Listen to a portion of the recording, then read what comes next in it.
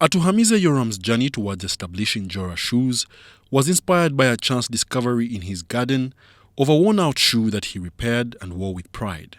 However, it was during his tenure as a teacher that his life took a new direction, fueled by his passion for footwear.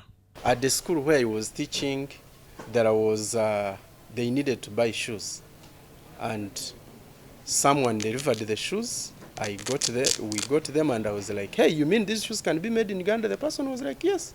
So I got his number, and at some point, one time I was in Kampala, I landed on a gentleman. I got his contact again. By then I didn't have a phone. That was 2007. So when I got his number in 2010, where I was teaching, they told me they needed shoes. I was like, hey, I have someone who can make these shoes for you. I came, I talked to him, and he was able to sell to me the shoes. I took them. I was like, I think this is something that I can do.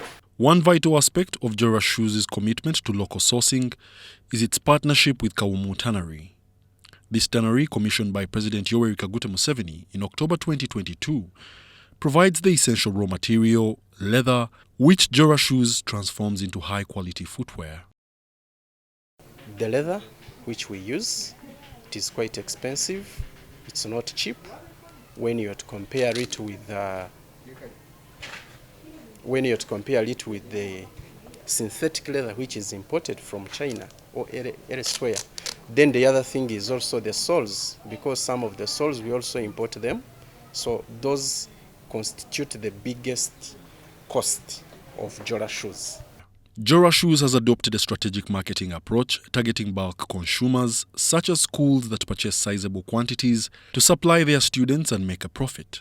Over the years, the company has expanded its operations, employing over 20 full-time staff members. Companies like JORA Shoes are going out of their way to produce products that were formerly heavily imported. But to what extent are they benefiting from the import substitution incentives? The criteria and the requirements they need for you to be able to qualify, they are so high. And like such loans, I'm not kind of person who runs for loans, given my background, because I would want to get a loan when I know it is going to be repaid in this way. So we have grown organically. We have never gotten anyone's loan. We have used our own money.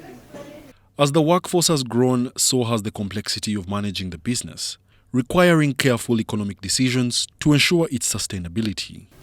At the start, it was easy because we had very few workers, but now you need money.